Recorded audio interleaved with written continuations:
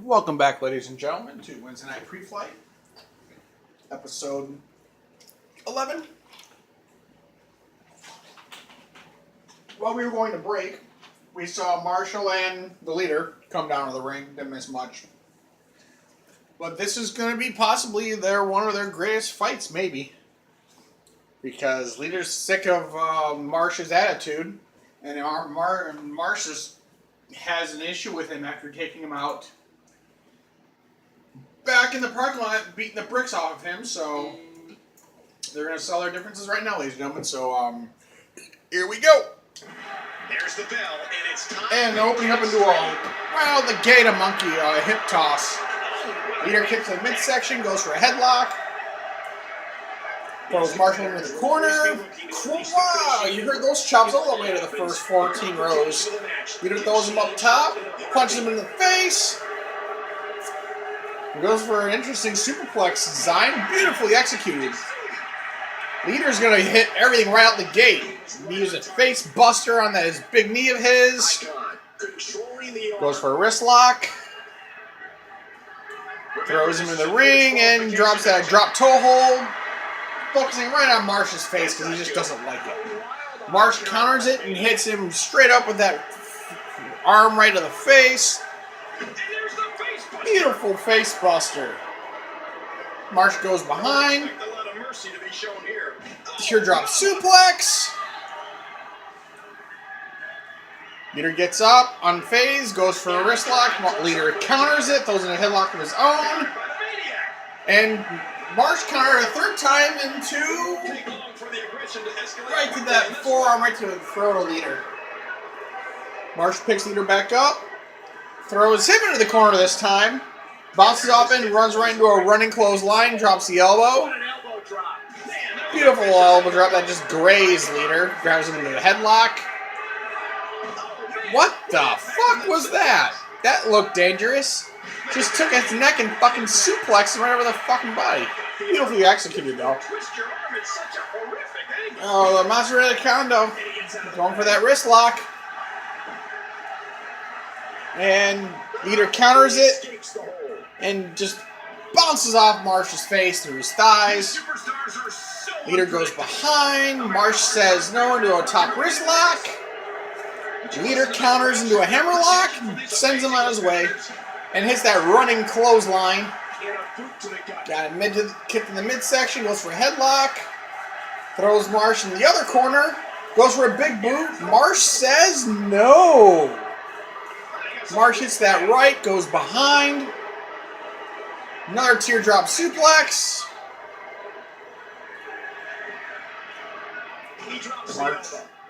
Marsh drops the elbow. Trying to work on that arm and shoulder of the Leader. Leader gets back, kicks in the midsection. Marsh goes for a headlock. Throws Leader back into the corner. Goes to that shoulder thrust right in the corner. Kick in the midsection. Leader says no. Counters it and Marsh barks away and tries to hit that clothesline, but Marsh hits that hip toss. Well, Leader kicks that right hand, two of them. Goes for a wrist lock. Marsh counters into a headlock. Then the elbow to the face. Another headlock. Leader gets out of it, goes behind. Marsh says no, gets out of it. And does that running high knee. And Marsh is showing off when he should be grabbing toys. Nope. Too late. Oh, he hits that one thing. Oh, God. What a view. Marsh is just fucking hitting those two lefts, and then here comes just the... Oh, dear God. That freaking hit connection. Here's the cover. Leader kicks out at one. Leader gets around Marsh after he just took a breath, and they go separate ways, getting toys from the audience. Have an El Kabong on one side, a crutch on the other. And Marsh eats the crutch in his face, then his thigh, then his back. And Marsh catches him on the fly, on the reverse. And leave my... God damn it! That's twice now, people! Leave my damn shit alone! I was thinking of putting this shit back together. Marsh grabs Leader, throws him onto the announce table. Marsh picks him up. Oh, Leader counters and hits the... What the fuck was that? Looked like R-Truth's lie detector right through the down announce table. Marsh is punch drunk but somehow gets behind and walks right into a T-bone suplex. That just hurts. Leader stalking his prey. Marsh getting up there, goes for a drink in the crowd. Marsh says no, grabs Leader, throws him in the ring.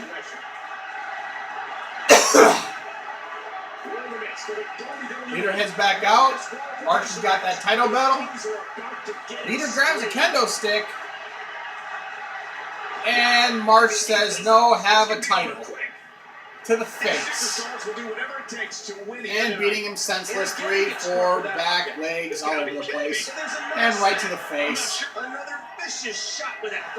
Marsh is all over him. Here's the cover. Leader kicks out at 1.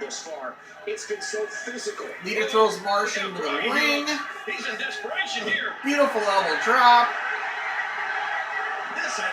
Right to freaking Marsh's face. He grabs a kendo stick, throws it on the ring. Why did you waste your time? But oh well. Marsh counters into an elbow drop right to the throat. And another one. We've already seen him get hit by one of these, and he wants a second one. A pair of rights. And now Leader's bleeding. All over the bloody place. Here's the cover. 1. Leader kicks out at 1. Marsh throws Leader into the corner. Marsh spins him around. Shoulder thrusts him. And looks like Marsh is going to try and drive him through the El Kabong. He's going to get some serious height. Oh, dear God, right on that crotch. He's got him. Beautiful Russian leg sweep. Modified. Oh, yeah, Marsh is calling for it. He's looking to put his opponent away right here. That's it. Beautiful snap suplex. Here's the cover. 1, 2, 3.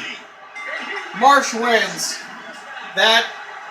Just that combination of punches was more than enough just to end whatever hope the Leader had. Marsh pulls this victory out, but at a cost. He did take that headshot right off the damn announce table and threw it. So he might win this victory, but he might have to deal with it next week. I'm going to have to see if there's a couple screws up in his head. There's another physical battle these are, ladies and gentlemen. Hope you're enjoying this so far, but up next is, I believe, our main event of the evening. 2 hated, bitter rivals. Well, not necessarily rivals. Best friends that had become enemies. Frankie and Big Mike. Both of them have shown promise coming up in the ranks of Preflight. And they lived together, they trained together, they went to wrestling school, went to college together, and now they're facing off on each other.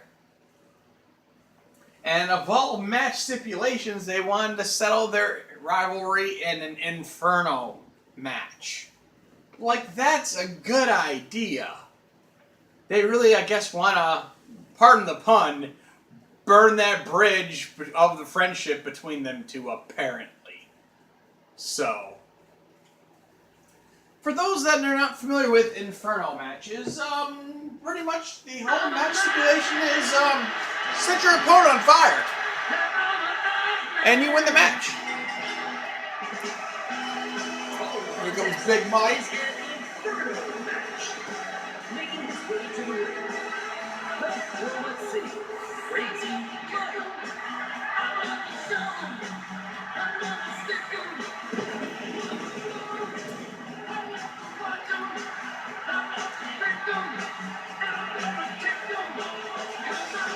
There's really not much more to explain about these two competitors. They've trained together, they've fought together, they've traveled together, and they're in a game of pretty much a game of one-upsmanship between these two. And now one's going to translate the other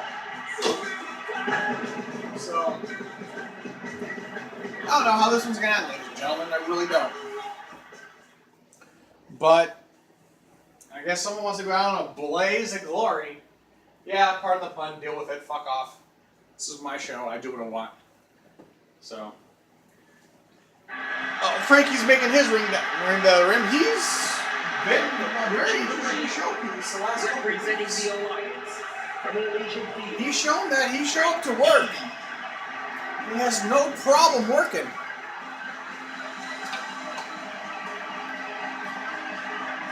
But as soon as he hits that bowcaster or the chewy rush, it's pretty much, or that stump pile driver. It's just game over for you folks. It's just very, very good match arsenals. Power versus power. Technique versus technique. These guys know each other like the back of their hands. And here we go. And the match is on fire. Here we go. Shoulder takedown right out the gate. Mike goes for a kick. Frankie says no. Sweeps his leg up, drops him on his back.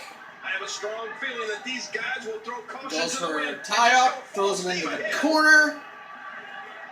Frankie does another shoulder thrust in the corner. Does that pretty much running power forearm. God. Beautiful freaking catches the first kick and hits with that second mule kick. Frankie's starting out early there. Mike gets behind him. Big Mike throws Frankie and walks into a jawbreaker. Mike can't get out of the gate just yet. But hopefully, oh, nope, he's going for the submission hold. Even though it's not going to do you any damn bit of good. Because the object is to set your opponent on fire. But on the same token, if you make it numb, you can't feel the fire. So Mike throws him in the corner. Frankie catches him in the corner, throws Big Mike in the corner. Mikey sidesteps it and throws Frankie. Beautiful running power slam right into the middle of the ring. Get close to those fires. Big Mike gets around. Frankie counters into a wrist lock of his own. And does a nice, beautiful Samoa drop by Frankie there. Goes for a top wrist lock, goes for that high angle neck breaker as the flames get higher. Frankie goes behind. Teardrop suplex. Frankie punches him in the right hand. Working on that arm. Stomps on and misses. Big Mike gets him into a headlock. Frankie counters into his own headlock. Nice, beautiful takedown over there. Mike just can't get out of the box just yet. Frankie's all over Mike again and again and again. Rights after rights.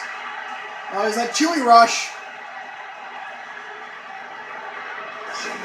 God, that chewy rush is just sickening. Big Mike counters him. And oh, here's that bowcaster. Oh, he hits the bowcaster. And now Frankie's going to try and make short, sweet work of this. And Mikey is trying, he's fighting it. Big Mike fights it. Nope.